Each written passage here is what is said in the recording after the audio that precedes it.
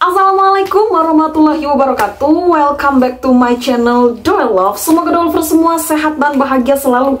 Amin ya Allah ya Rabbal Alamin. Nah teman-teman, di video kali ini aku akan membahas tentang surat rekomendasi. Nah dimana banyak banget teman-teman yang bertanya, gimana sih membuat surat rekomendasi itu? Apakah surat rekomendasi itu bisa digunakan berkali-kali atau cuman satu kali doang? Nah ketentuan surat rekomendasi itu apa sih? Siapa yang memberi surat rekomendasi dan isinya seperti apa? Nah di sini kita bahas tuntas ya teman-teman, sampai dengan ke akar-akarnya. Untuk teman-teman semua yang belum subscribe, silahkan di subscribe dulu. Oke, kita langsung aja ke list-list dari apa yang harus kamu tulis di surat rekomendasi. Yuk langsung aja. Nah kita mulai dari awal dulu ya teman-teman. Surat rekomendasi itu apa sih? Nah buat teman-teman yang belum tahu ya, alay-alay juga sih, tapi buat teman-teman yang memang belum tahu apa itu surat rekomendasi, aku kasih tahu. Surat rekomendasi adalah surat yang diberikan atas dasar pengetahuan dan jalinan kedekatan antara si recommender kepada penerima. Isinya berupa rekomendasi atau rekognisi atas capaian orang tersebut yang mampu mendorong si penerima mendapatkan tujuannya. Nah sekarang aku kasih tahu teman-teman di formatnya. Udah tahu nah kan apa aja itu si artinya, terus kita masuk ke formatnya. Format ini simple-simple aja, ini yang biasa banget untuk digunain ya teman-teman ya. Yaitu yang pertama yaitu nama, boleh nama, NIP, boleh ya kalau misalkan punya NIP, nama, NIP, terus pangkat atau golongan, terus jabatan, instansi mana, habis itu alamatnya di mana, alamat lembaganya, kemudian juga nomor teleponnya berapa, kalau ada nomor telepon, kalau nggak ada nomor HP langsung nggak apa-apa, terus email, deskripsi rekomendasi, habis itu TTD, terus itu cap basah, udah gitu. Itu untuk format dari si pemberi, itu pemberi ya, pemberi surat rekomendasi. Jadi wajib banget itu. Kalau misalkan teman-teman bisa menghadirkan yang namanya kop surat, itu lebih oke lagi. Kop surat, dibuatin kop surat, abis itu bagannya, abis itu langsung nanti di akhir ditutup dengan tanda tangan bersama dengan cap. Nah itu lebih oke lagi, lebih keren lagi. Nah itu tadi formatnya. Kita masuk ke fact and myth. Jadi kan ada banyak banget yang ngomong tentang apakah surat rekomendasi itu bisa dipakai berkali-kali, satu. Yang kedua, apakah surat rekomendasi itu memang harus satu lembar? Nah banyak banget ya teman-teman. Pertanyaan pertamanya yang kayak gini ini sebenarnya simple, tapi kalau kita nggak tahu itu fatal juga ya. Yuk kita bahas. Yang pertama yaitu kita ngomong tentang faktanya. Nih faktanya, jangan ngide. Ini untuk konten ya, untuk konten dari si bagan surat rekomendasi itu nggak usah ngide menambahkan atau mengurangi format atau informasi yang memang nggak relevan. Misalkan gini, kamu tuh pernah mengadakan suatu project bareng sama dosen kamu, terus hasilnya itu project kamu ini dilirik oleh perusahaan Amerika. Terus kamu ngide nih, ditambah lagi project ini tuh udah dipublish di suatu artikel yang padahal itu belum. Kalau dia on progress dipublish gak apa-apa kamu sebutin, tapi kalau dia memang belum dipublish gak usah ngide teman-teman. Sejujur-jujurnya aja gitu, karena itu nanti akan dikonfirmasi ke si recommender nanti akan dikonfirmasi lah pokoknya ke recommender biasanya ya, tapi nggak banyak juga sih yang mengkonfirmasi, tapi ada juga yang konfirmasi. Itu fakta yang pertama, jadi nggak usah ngide. Kemudian mitosnya, kita fakta mitos gitu ya kita bahasannya ya.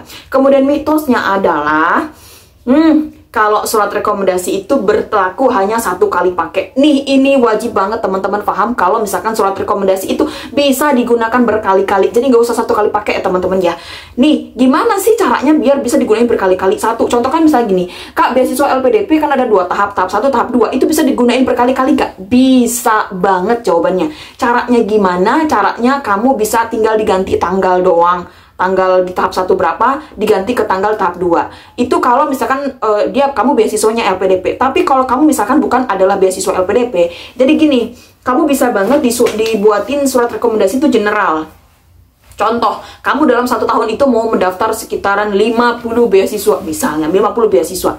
Nah, terus gimana sih caranya? Buatlah surat rekomendasi itu yang dia general. Nggak usah ditulisin sama kayak aku dulu, Beb. Aku tuh tulisnya kayak gini dulu, minta surat rekomendasi ke dosen aku yang ada di India, minta suratnya kayak gini. Isi suratnya gini, bahwa yang namanya Elis Munawaroh, SPDMA itu saya rekomendasikan untuk mendaftar sebagai peserta di Cultural Exchange di Jerman. Saya dulu gitu, Cultural Exchange di Jerman. Dan itu cuma 1 kali pakai dan tidak bisa aku gunain berkali-kali pakai. Itulah kesalahan aku, teman-teman. Jadi teman-teman jangan sampai sama kayak aku salahnya gitu. Jadi itu wajib banget kamu buat general aja. Dibuat aja, saya merekomendasikan Elis Munawaroh SPDMA untuk mendaftar beasiswa, untuk mendaftar beasiswa yang dia tuju. Nggak usah disebutin apa beasiswanya, nggak usah juga disebutin kapan beasiswanya itu bakal diadain atau kegiatan di beasiswa itu, nggak usah. Tinggal kamu tulisin aja kegiatan kamu, project kamu bersama dengan dosen itu. Tapi ingat, setiap beasiswa, sayang, setiap beasiswa itu mereka itu punya programnya masing-masing. Jadi usahakan project kamu bersama dengan dosen kamu itu relevan dengan apa yang diharapkan oleh si lembaga beasiswa tersebut atau cultural exchange tersebut gitu ya. Itu mitosnya. Fakta yang kedua adalah isian boleh lebih dari 1 lembar. Jadi isian dari surat rekomendasi itu boleh dari 1 lembar.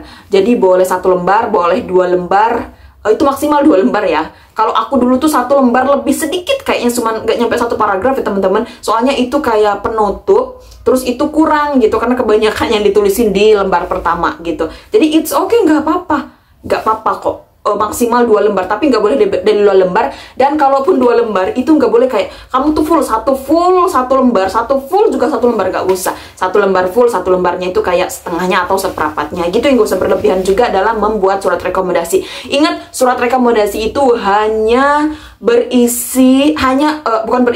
hanya untuk mengkonfirmasi bahwa kamu adalah memang benar dari suatu lembaga tersebut, suatu kampus tersebut gitu aja gitu ya. Jadi hanya untuk mengkonfirmasi bahwa kamu adalah benar sudah lulus dan benar kamu adalah mahasiswa atau juga lulusan lah dari beasiswa dari lembaga tersebut. Gitu aja kok surat rekomendasi itu ya. Gitu. Terus mitos yang kedua adalah wajib diketik atau harus diketik gitu ya. Itu nggak wajib teman-teman. Jadi boleh diketik, boleh enggak, boleh ditulis tangan juga, boleh ditulis tangan atau enggak. Jadi kamu benar-benar harus tahu suatu lembaga beasiswa itu memintanya seperti apa. Apakah boleh diketik atau tidak? Gitu, maksudnya apakah boleh diketik atau boleh tulis tangan? Karena ada beberapa beasiswa yang memang dia boleh diketik dan boleh ditulis tangan. Contohnya beasiswa LPDP itu boleh, atau beasiswa ICCR itu boleh. Nah, aku nggak tahu teman-teman beasiswa yang lain itu boleh ditulis tangan nggak? Gitu. Kalau boleh ditulis tangan, nggak apa-apa tulis tangan. Jadi kamu harus tahu jenis surat rekomendasi yang memang dibutuhin oleh si lembaga beasiswa itu seperti apa. Tapi faktanya adalah itu boleh diketik. Mitosnya adalah katanya wajib diketik, yang padahal itu bisa juga nggak diketik gitu ya. Kita lanjut ke fakta yang ketiga ya. Fakta yang ketiga yaitu TTD wajib ada. Nah, TTD ini wajib ada kalau misalkan kamu tidak diketik, itu wajib ada gitu ya. Namanya nggak diketik loh, tulis sendiri, jadi wajib ada. Tapi kalau misalkan kamu diketik itu boleh di scan tanda tangannya, terus nanti ada kado QR-nya biasanya. Nah, itu boleh pakai yang kayak gitu ya. Terus mitosnya juga TTD wajib di scan, nggak harus juga ya. Jadi boleh di scan atau boleh nggak di scan, itu nggak apa-apa. Sepanjang surat rekomendasi kamu itu benar. Surat rekomendasi itu sebenarnya bukan penentu. Yang penentu kamu lolos atau tidak lolos beasiswa, aku kasih tahu ya. Apa itu? ESSAI atau ISEI kamu. Bener deh, seriusan deh. Yang menjadi penentu kamu itu diterima atau tidaknya suatu beasiswa itu adalah biasanya esai. Sekian banyak aku sudah mengkontenin tentang beasiswa dan sekian banyak aku sudah berkecimpung gitu ya di dunia perbeasiswaan dengan bimbingan-bimbingan beasiswa. Itu aku bisa menyimpulkan bahwa oh, ternyata yang dilirik oleh yang namanya si apa sih namanya itu? Ya orang-orang yang dari lembaga beasiswa tersebut adalah yang dilihat adalah esainya. Gitu, CV kamu gak apa-apa gini gitu gak apa-apa, yang penting esai kamu oke. Gitulah intinya. Oke, kita lanjut ya. Nah, itu fakta mitosnya. Itu fakta mitosnya yang memang harus banget kamu perhatikan. Kita lanjut ini ke tips triknya. Nah, kan udah banyak kan, konten aku isinya banyak ya. Yang selanjutnya yaitu tips and triknya. Jadi aku kasih tahu tips triknya di sini kayaknya agak panjang nih. Panjang nggak ya? Oh enggak nih. Lumayan. Kayaknya 2 menitan ya. Nih. Tips triknya yang pertama, kamu masih diperbolehkan menuliskan deskripsi rekomendasi atas seizin recommender kamu, lalu mengajukan kepada bimbingan apakah sudah sesuai atau enggak. Jadi tipsnya itu kamu bisa banget nulis surat rekomendasi itu sendiri, terus nanti kamu ajukan ke dosen kamu, oke atau enggak dosennya. Kalau oke katanya tinggal tanda tangan, kalau enggak oke kamu tinggal edit, disuruh edit lagi, biasanya gitu. Yang kedua, struktur isinya adalah sudah beberapa lama mengenal struktur dan isinya. Struktur dan isiannya adalah sudah beberapa lama mengenal saudara dalam sudah berapa lama mengenal saudara, kayak kapasitasnya seperti apa, kemudian rekomendator yang saudara sampaikan prestasinya seperti apa, kelebihannya seperti apa, kekurangannya, kemudian juga jangan lupa penguatan di akhir. Penguatan di akhir itu juga penting. Jadi teman-teman ini kayak apa ya? Bagan dari surat rekomendasi itu teman-teman itu harus menuliskan di situ kapasitas dari recommender itu tuh sudah bekerja sama berapa lama, atau juga kayak apa ya, projectnya itu di tahun berapa, terus itu projectnya itu apa, terus juga prestasi kamu juga sebutin di situ. Kak, kalau nggak relevan misalkan sama yang memang projectnya nggak apa-apa. Aku pernah nulisin kayak gini, aku tuh pernah dulu ngikutin project dosenku adalah student teach student, jadi STS bahasanya. Aku adalah tutornya dengan membawahi 5 temanku. Nah, selain itu juga aku tuh aktif sebagai aktif di suatu organisasi. Itu nggak apa-apa, sebutin aja, nggak apa-apa, cantolin aja situ. Tapi ingat, kita kan butuh 2 surat rekomendasi dalam mendaftar beasiswa. 1 surat rekomendasi dengan satunya itu tidak boleh sama, jadi harus berbeda ya. Berbeda, 2 rekomendasi ini wajib banget berbeda isinya, dan rekomendernya juga wajib beda dong. Gitu ya. Gitu. Lanjut ke yang ketiga, tipsnya adalah upayakan si pemberi rekomendasi adalah orang yang betul-betul mengetahui dan memahami kita, memahami dan mengetahui siapa kita. Nggak usah berpikir kayak, Kak, aku punya kenalan, atau Kak, bibi aku ini adalah seorang kepala desa di desaku. Terus aku mau minta surat rekomendasi dengan beliau, boleh nggak? Boleh kalau LPDP ya, boleh. Nah, tapi kalau kamu punya project bareng samanya, boleh. Ataupun sekalipun bupati, boleh.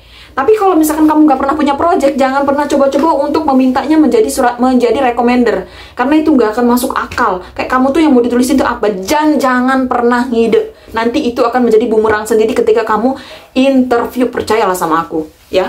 Percaya sama aku, kamu akan dipangkas nanti ketika interview gitu. Kamu akan kelabakan. Nah, jadi jangan ide. Terus juga memang orang yang memang benar-benar mengetahui teman-teman semua. Lanjut yang keempat, ini biar nggak lama-lama ya kita ngontennya ya.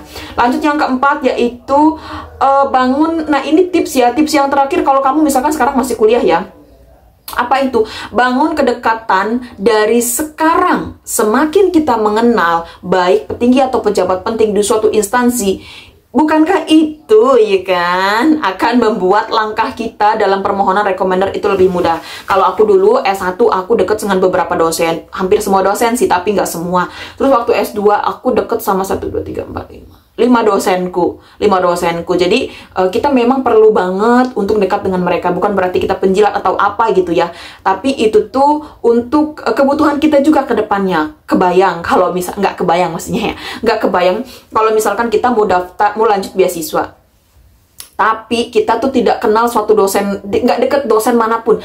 Ketika kita ngemailnya terus minta surat rekomendasi dari beliau, itu mereka tuh kayak, ini tuh yang mana sih? Karena nggak kenal gitu. Jadi wajib banget teman-teman itu untuk dari sekarang yang masih S1 mau lanjut S2, yang S2 mau lanjut S3, silakan teman-teman untuk dibangun komunikasi baiknya dengan dosennya gitu ya.